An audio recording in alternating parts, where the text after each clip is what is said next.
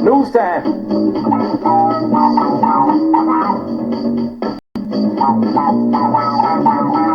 News time, baby.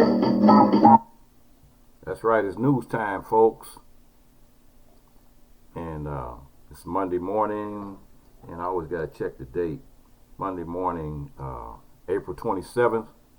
There's been a lot of stories that happened over the weekend. I'm gonna try to read a little bit of maybe about 4 or 5 stories and just try to get everybody caught up on what's going on here. And this is a medical, like a little medical information here, and it's something I don't really like to give out, but it was just something that I thought people should know, and it's from a reputable source, and it says that the coronavirus can live in your eye for a long amount of time. It says doctors have been able to detect coronavirus in patient eyes for a really unsettling amount of time, and researchers have examined one specific coronavirus cause to find out this new information, and it was first confirmed, and it was the first confirmed case of COVID-19 in Italy. The findings were posted in the Journal of Annals of Internal Medicine and found that a 65-year-old woman had a mild case of conjunctivitis when she was first admitted to the hospital. Doctors and one medical staff took samples of the secretion from her eye and found that it contained traces of COVID-19. The patient's eyes were regularly swabbed throughout her time at the hospital, and the doctors were able to determine that the virus was replicating in her eye. Doctors were able to detect the virus in the patient's eye for up to 20 days. After the 20 days, it seemed to have disappeared, but then reappeared a week later. Here's what the research says. Human-to-human transmission occurs mainly through respiratory droplets, but other routes are under investigation because COVID-19 has been detected in several body fluids. We found that ocular fluids from coronavirus infected patients may contain infected virus and hence may be a potential source of infection. These findings highlight the importance of control measures such as avoiding touching the nose, mouth, eyes, and to definitely continue with the frequent hand washing. And I just want to tell you about that. That's something right there, man. You talking about, because I had been talking about personally, like when I go out to the supermarket, and that's probably supermarket or whatever on that level, I usually take like a Q-tip or something, and I'm not a Q-tip, but a cotton swab, not cotton ball, cut it in half, put half in one ear, half in the other ear, because you never know, it could possibly go in through your ears too. You got your nose covered. Now, with this story I'm just telling you, now it can also get into your eyes. So I don't know what to say. What's next, man? People gonna have to start wearing goggles. I don't know, but you can do. I'm giving you that information. You can look it up yourself and see what you come up with. So, after having said that, I'm gonna go along with this story right here, and it's a really a sad situation where we had a promising young athlete, and Tulane's Tyshawn Hightower, an NBA draft prospect, arrested for murder.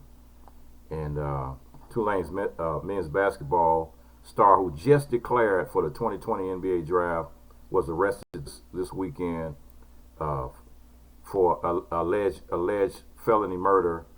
Records show he was arrested for felony murder. Officials believe the 22-year-old was involved in the April 8th shooting of a man in Stockbridge, Georgia. Cops say that the Green Wave star is one of 6 people who they believe allegedly contribute to the murder.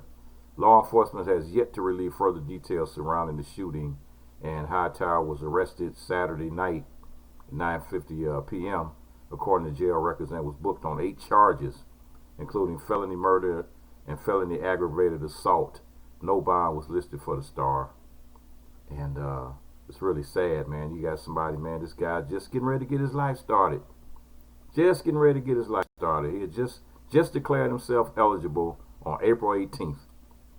So now, boy, I hope he's innocent, but Tulane University just dropped him from the team and basically rescinded his scholarship. So his team in college, his time in college is over.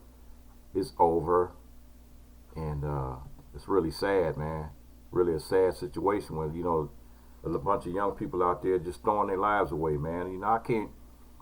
I went through quite a few things at a young age, and I kind of like I understand, but at the same time I don't. Especially when it comes to killing people, because I never did that.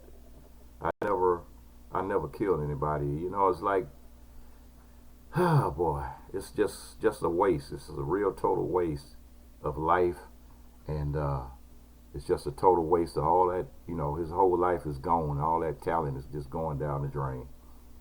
Okay, police arrest 6 people protesting closed beaches in Southern California, and it was set to reopen Monday anyway. So San Diego County police say 3 people protesting beach closures were arrested in Encinitas, California on Saturday for violating health orders. The arrest occurred hours after the county announced plan to roll back beach restrictions, and the city, Encinitas, signaled its intention to reopen city beaches. Protester Ann Curtis of Encinitas said she was aware the beaches were scheduled to reopen, but disagreed with the restrictions planned during the phased reopening, such as prohibitions against sunbathing and face covering requirements. I'm either free or I'm not, Curtis said, blah, blah, blah. She was arrested, and Curtis, who had attended previous protests, was at Saturday's protest and plans to protest again in the future, says the arrests and citations occurred after some protesters ventured off the sidewalk near the beach and onto the beach's sand. So they're saying sand is closed. They literally drew the line in the sand and said the protest occurred at Moonlight Beach. So it's like, hey, they said the beach was closed, so don't go there. If it's closed, don't go there. It was gonna open up today anyway. So now you went to jail, and now you got a citation, you got a fine and stuff you got to pay because you just so busy trying to get back to the beach.